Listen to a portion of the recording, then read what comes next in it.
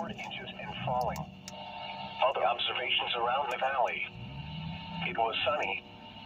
It was 90 at the North Las Vegas Airport and 91 at Nellis Air Force Base. Elsewhere around the state, it was sunny. It was 88 at the Mercury Desert Rock Airport and 72 at Reno. Reports in Southern California expected through the week with many desert locations creeping towards triple digits. Afternoon breezes will increase Thursday and Friday as a weather system moves through to our north, but dry conditions will continue. Warm and dry weather will persist into early next week.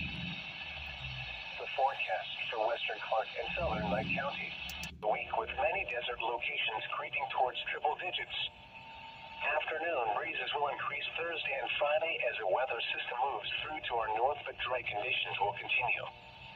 Warm and dry weather will persist into early next week. The forecast for the Las Vegas Valley. Rest of today, tonight, Thursday night, Friday. The observations for the local area at noon Pacific Daylight Time on Wednesday, May 21st. At Harry Reid Airport, it was sunny.